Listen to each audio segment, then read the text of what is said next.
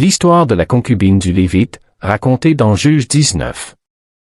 Bonjour, chers auditeurs. Bienvenue sur notre chaîne, où nous explorons des histoires fascinantes et significatives de la Bible. Aujourd'hui, nous allons plonger dans l'histoire passionnante de l'histoire de la concubine du Lévite, racontée dans Juge 19. Alors asseyez-vous, détendez-vous et préparez-vous pour un voyage spirituel à travers les Saintes Écritures. Si vous n'êtes pas abonné à la chaîne, faites-le maintenant.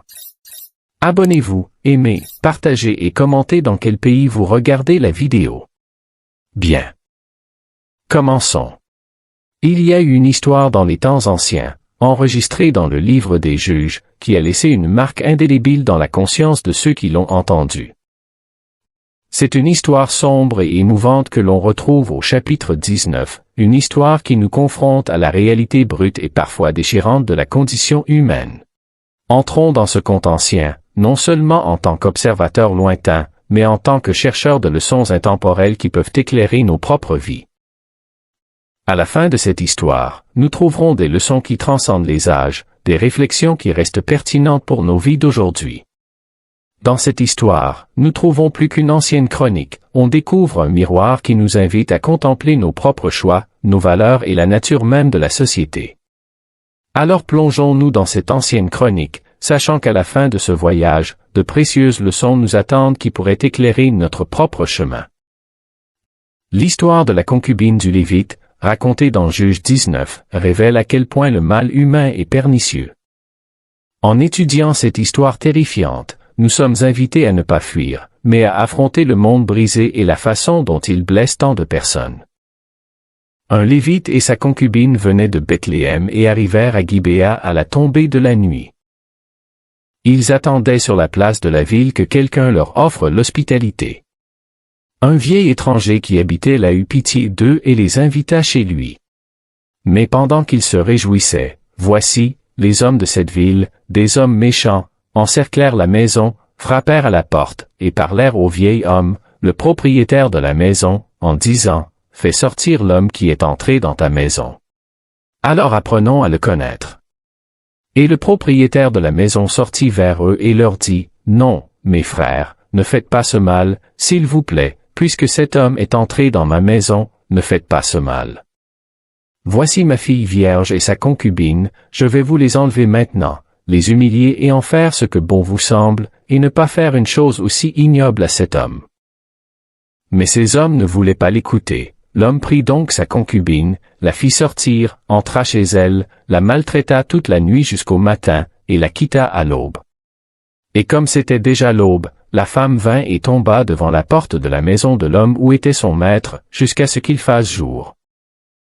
Juge 19, versets 22 à 26. Les hommes ont continué à exiger qu'on fasse sortir le Lévite, qui a finalement saisi sa concubine et l'a jetée dans la rue, la remettant entre les mains de la foule. Ils l'ont violée et maltraitée toute la nuit, et le matin ils l'ont relâchée. Elle a rampé jusqu'à la porte de la maison et s'est effondrée.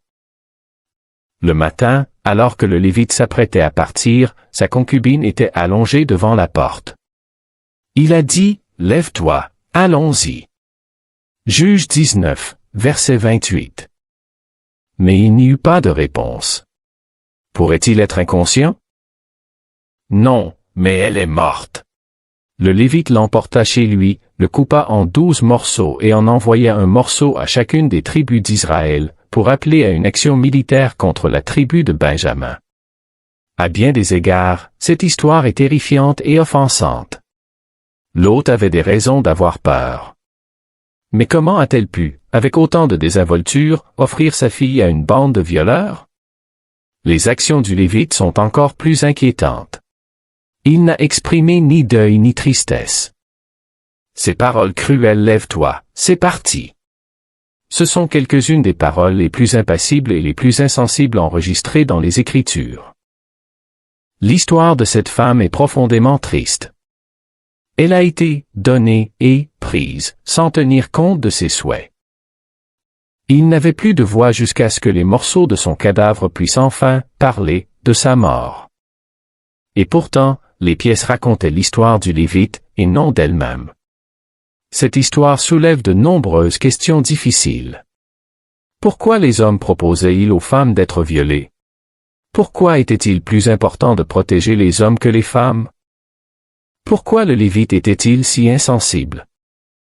Les tentatives de certains commentateurs pour répondre à ces questions et excuser les actions de ces hommes peuvent être aussi horribles que les actions elles-mêmes. Les commentateurs ont conclu que lorsque des hommes offraient leurs femmes à des violeurs, il ne s'agissait pas d'une simple question de protection personnelle, mais d'une tentative d'éviter le péché de relations sexuelles contre nature. Il était considéré comme pire que le viol d'un homme, en partie parce que les femmes avaient moins de valeur, et aussi parce que dans le viol des femmes, les relations sexuelles étaient au moins naturelles.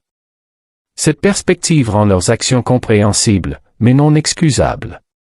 Les premiers commentateurs tels que Matthew Henry et Thomas Morgan ont soutenu, sur la base d'une mauvaise traduction d'un mot dans Juge 19, que le comportement adultère de la concubine excusait le viol collectif. L'adultère était passible de la peine de mort, et même si elle avait échappé à la punition à l'époque, elle en payait désormais le prix. Cette approche tente d'atténuer l'horreur de l'histoire en disant que la victime l'a mérité. D'autres commentateurs soutiennent qu'il est mort de honte. Joseph, un commentateur juif du 1er siècle, a déclaré qu'elle avait tellement honte d'avoir été violée qu'elle ne pouvait pas regarder son mari, alors elle a décidé de mourir plutôt que de lui demander de l'accepter même si elle était un produit endommagé. Il est troublant de voir à quel point l'idée selon laquelle les femmes devraient penser que c'est de leur faute si elles ont été violées est répandue et ancienne. Le Lévite l'a jetée à la rue, la laissant entre les mains de la foule, mais c'est elle qui est morte de honte. Il n'y a rien d'inspirant dans ce passage. Il n'y a pas de bonne nouvelle au milieu du chaos et des meurtres. Et pourtant, l'histoire reflète certaines des pratiques actuelles en matière de relations internationales et de guerre. Un acte de terrorisme peut entraîner de graves représailles. Les peuples et les nations sont nerveux et réagissent rapidement à toute menace. Une loyauté absolue est exigée, et ceux qui remettent en question la légitimité d'une réponse violente sont souvent perçus comme des lâches et des antipatriotiques. Mon Dieu, pourquoi as-tu fait ça? Les Israélites consultaient Dieu quand cela semblait approprié, mais ils ne posaient pas la bonne question. Ils demandèrent qui devait être le premier à entrer dans la bataille, au lieu de se demander s'ils devaient ou non se battre. Les Israélites n'ont pas non plus assumé la responsabilité de leurs actes, mais ont plutôt blâmé Dieu pour la perte des Benjamites. L'aspect le plus puissant et le plus pertinent de ce passage est peut-être qu'il expose très clairement à la fois la futilité de la violence et la manière dont les gens tentent d'excuser leurs actes en prétendant qu'ils faisaient l'œuvre de Dieu. Femmes et enfants. Dans ces chapitres, des milliers de femmes et d'enfants innocents ont été tués. De même, les innocents ont été de plus en plus exposés aux dangers des guerres au cours des 100 dernières années. Au cours de la Seconde Guerre mondiale, des millions de civils sont morts de faim, ou sont morts dans des camps de concentration, ou lorsque leurs villes ont été bombardées. Lors des récentes guerres civiles dans certains pays, le viol et le meurtre de femmes et d'enfants ont été encouragés comme moyen de terroriser et de déshumaniser. Lorsqu'une nation est prête à infliger ou à permettre la violence contre les plus faibles, elle fait preuve d'une indifférence manifeste à l'égard de la vie humaine. Des événements similaires continuent de se produire aujourd'hui. Comparez, par exemple, l'enlèvement de 200 filles au Nigeria avec l'enlèvement des filles du festival dans le livre des Juges. Il est souvent difficile de savoir comment réagir lorsque des violences surviennent dans une autre partie du monde. Une communauté religieuse n'est peut-être pas en mesure de résoudre ou de prévenir ces problèmes à l'autre bout du monde, mais ses membres pourraient au moins être informés de ces problèmes.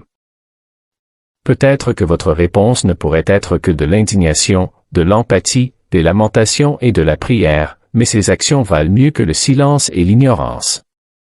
Ce passage est une histoire horrible de mal humain déguisé en indignation juste et même en compassion. Il témoigne de la douloureuse vérité des êtres humains qui se comportent mal, qui cherchent à se venger et qui utilisent la cruauté pour terroriser. Après avoir lu cette histoire, une de mes élèves a écrit qu'elle aurait aimé que le passage se termine en disant « Et cela a déplu au Seigneur ». Elle voulait voir que Dieu désapprouvait explicitement les mauvais comportements décrits ici. Malheureusement, le mécontentement de Dieu n'est pas une chose explicite. Pourtant, le narrateur a au moins précisé que ce genre de violence ridicule n'était pas la manière dont la communauté devrait vivre. Chacun faisait ce qui lui paraissait le mieux, mais leur vision morale avait été complètement remise en question. Condamnation de l'immoralité. L'histoire montre les conséquences douloureuses de l'immoralité et l'importance de la fidélité dans les manque de compassion et d'empathie. Le récit met en évidence le manque de compassion dans la société de cette époque, nous rappelant l'importance d'être compatissant et empathique envers les autres. Violence et détérioration morale. La brutalité subie par la concubine reflète le danger de violence et de décadence morale lorsque les principes éthiques sont perdus. Responsabilité des autorités.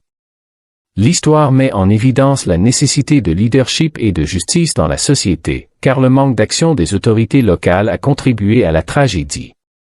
La réflexion sur l'état de la société nous invite à réfléchir sur la condition morale et sociale de la communauté à cette époque, nous rappelant l'importance de bâtir des communautés fondées sur la justice et la compassion.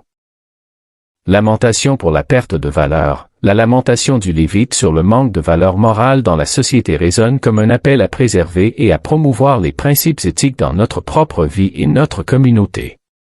Conflits et conséquences. L'histoire met en évidence comment les conflits non résolus peuvent avoir des conséquences dévastatrices, rappelant l'importance d'aborder et de résoudre les problèmes de manière équitable. Appel à l'action. À travers cette tragédie, la Bible nous exhorte à réfléchir sur notre conduite, à promouvoir des principes éthiques et à rechercher la justice et la compassion dans nos interactions avec les autres. Ces leçons nous incitent à contribuer à la construction d'une société plus juste, compatissante et éthique. Dieu mystérieux, dans cette histoire des juges nous trouvons le pire des comportements humains. Couvre-nous de ta grâce et de ta compassion pendant que nous examinons des choses que nous préférerions ne pas avoir à examiner. Donne-nous le courage de faire face à ce que nous voyons. Accorde-nous la guérison dont nos âmes blessées ont besoin. Amen.